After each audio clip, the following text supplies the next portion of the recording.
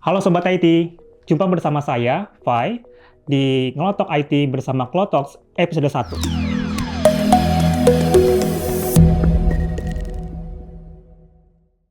Di episode 1 ini, kita akan membahas tentang lisensi VMware dari Broadcom dan apa dampaknya bagi bisnis kita. Oke, akuisisi VMware by Broadcom di tahun ini telah menghasilkan model lisensi langganan baru. Dan kira-kira apa dampaknya bagi bisnis kita? Apalagi bagi bisnis yang sudah menggunakan VMware di tahun sebelum-sebelumnya. Untuk itu, kita akan berbincang di Ngelotok IT bersama Kang Adit selaku Cloud Product Architect dari Arupa Cloud Nusantara. Halo Kang Adit. Halo. Nih Kang Adit bersama kita. Sebelum kita mulai, saya mau ngasih tahu nama lengkap Kang Adit. Kang Adit nama lengkapnya adalah Aditya Irawan dan merupakan salah satu lead product architect yang ada di Arupa Cloud Nusantara. Benar ya, Kang? Betul. Kang Adit ini di video sebelumnya ya, yang ada di Zeta Grid, telah 20 tahun lebih ya, Kang ya, diterjun di dunia IT. Iya, hampir 23 tahun ya. Hampir 23 tahun, itu hampir seumuran saya. Bahkan berarti udah ya 2 dekade ya. Berbicara mengenai tentang VMware, Kang. Yang kita tahu kan di tahun ini, VMware itu diakuisisi oleh Broadcom. Iya. Seperti logonya di sini, sudah ada tulisan VMware by Broadcom ya. Dan kalau kita ngomong juga, ternyata ada perubahan lisensi ketika VMware diakuisisi oleh Broadcom.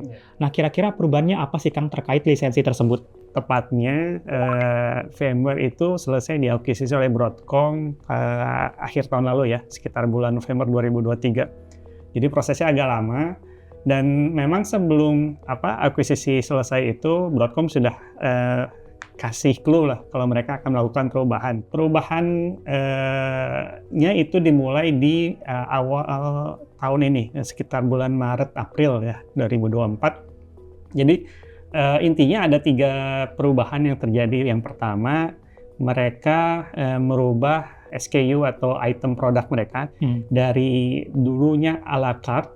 Jadi kita bisa pilih produk apa yang mau dibeli. Jadi sistem bundling. Yang kedua itu mereka juga melakukan perubahan cara perhitungan lisensinya.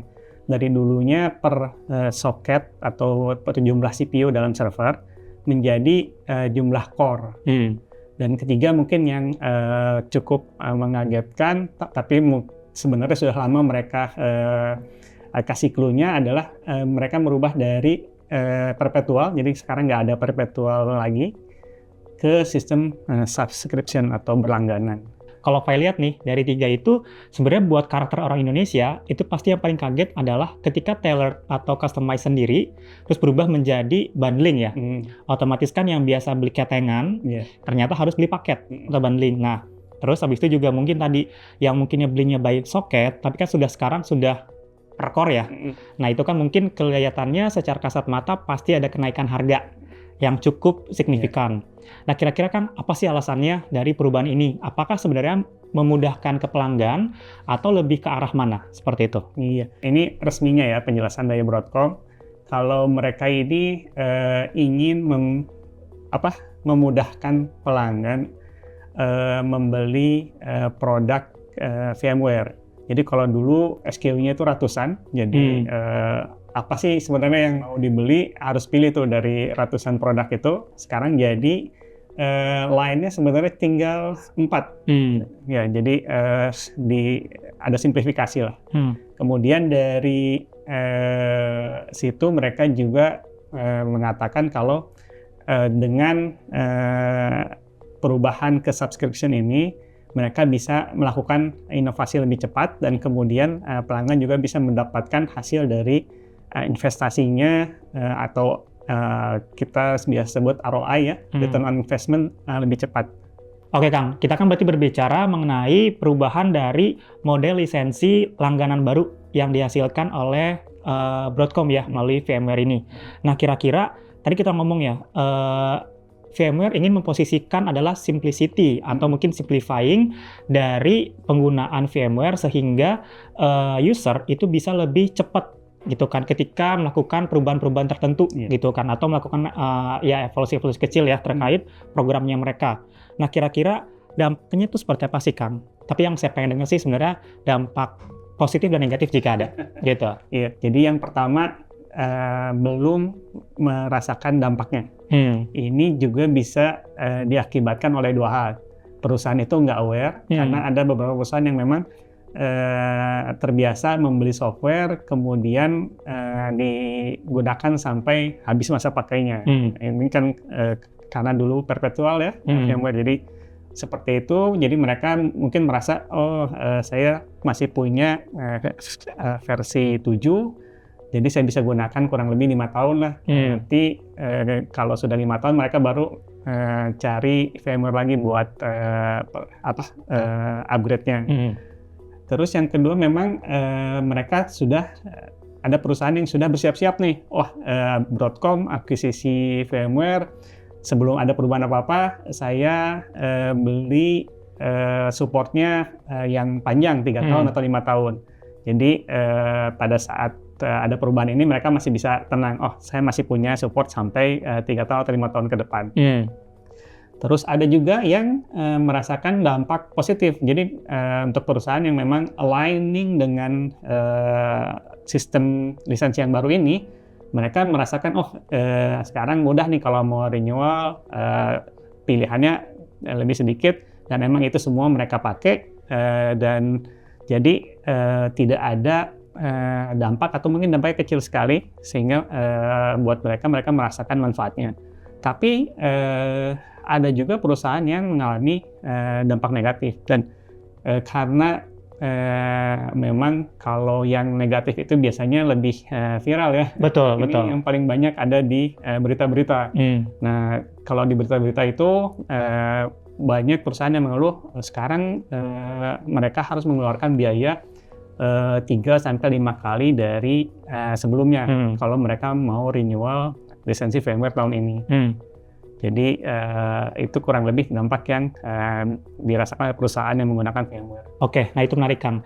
Biasanya kan jika ada penambahan harga di end of year ke financial baru, suatu perusahaan itu kan biasanya memberikan kapasitas kenaikan harga mungkin 10-20% ya, sesuai dengan inflasi, sesuai dengan pertumbuhan perusahaan. Tapi ini penambahan dari harga subscribe lisensi VMware berkali lipat senilai 3-5 kali lipat ya Kang ya? Iya. Nah, itu kira-kira kenapa sih bisa sampai 3-5 kali lipat gitu? Alasannya kenapa? Iya, itu bisa karena kombinasi beberapa hal. Jadi ada beberapa perusahaan yang mungkin sebelumnya memang tidak optimal infrastruktur virtualisasinya. Kemudian mereka mempunyai banyak server dengan utilisasi rendah, dan kemudian karena sekarang dihitung dengan jumlah core, akhirnya membengkaklah si biayanya. Terus kemudian mereka juga tidak memperhitungkan kalau dengan sistem subscription ini mereka setiap tahun itu berarti harus membayar software dan supportnya. Kalau dulu sebelumnya kan beli softwarenya 5 tahun sekali, terus kemudian tinggal renew support aja. Support aja, betul. Kalau sekarang setiap tahun jadi harus beli, sebenarnya harus bayar sewa software-nya. Dan yang mungkin yang ketiga adalah tadinya mereka hanya menggunakan satu item produk aja dari VMware, terus karena sekarang dibundling, mereka harus terpaksa ya beli semuanya. Benar, beli semuanya. Jadi ya itu yang akhirnya bikin mereka terkaget-kaget sih. Tapi kan tadi Kang Adit bilang bahwa penambahan biaya lisensinya itu 3-5. Nah, kira-kira untuk mengakali nih Kang, atau bisa membuat pengeluaran yang tidak besar, bisa sampai hanya mendapatkan penambahan harga 3 kali lipat, biar nggak 5. Itu kira-kira tadi apa aja yang di-adjust? Atau ada yang perlu ditauin nggak? Gitu? Ya. Paling pertama sekali mereka harus bisa menganalisa infrastruktur virtualisasinya mereka. Oke, itu satu ya. Sebenarnya mereka harus mengenali virtualisasi perusahaan ini digunakan untuk apa, terus kira-kira dari kebutuhan mereka itu yang paling align dengan sistem lisensi yang sekarang itu yang mana. Kemudian dari situ mereka bisa mungkin yang paling mudahnya melakukan upgrade beberapa server, jadi dari situ mereka bisa konsolidasi, tadinya mungkin ada 10 server, tapi setelah dikonsolidasi, ya 5 server cukup. Jadi kan itu sudah mengurangi 50% tuh. Betul.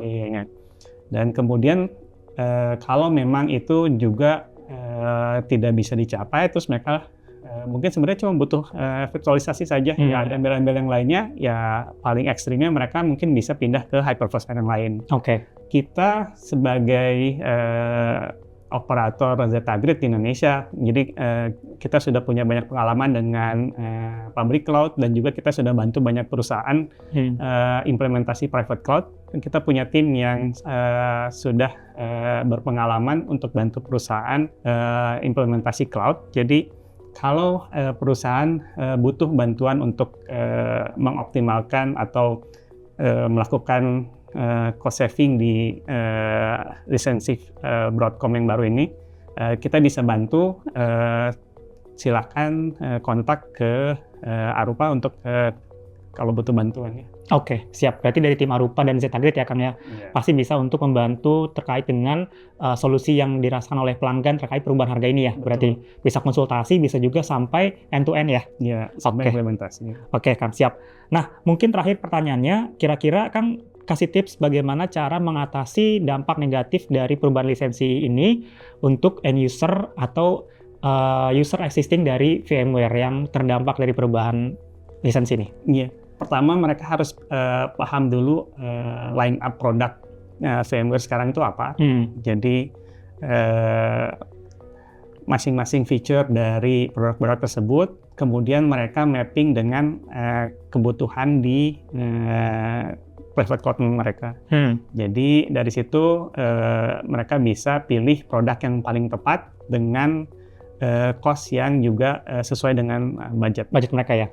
Nah, Sobat IT, tadi merupakan penjelasan dari Kang Adit selaku Lead Product Architect Arupa Cloud Nusantara terkait akuisisi dari VMware by Broadcom. Perubahan harga ini bisa kalian atasi dan bisa menghubungi tim dari Arupa dan Zeta Grid. Di sini Arupa dan Zeta Grid bisa memberikan konsultasi dan memberikan solusi terkait perubahan lisensi dari VMware by Broadcom. Oke, Sobat IT, itu merupakan penjelasan yang sangat padat dari Kang Adit selaku Cloud Product Architect dari Arupa Cloud Nusantara. Oke, mungkin ini ending dari episode 1 dan kita akan berjumpa di episode lainnya di Ngelotok IT bersama Cloud Talks.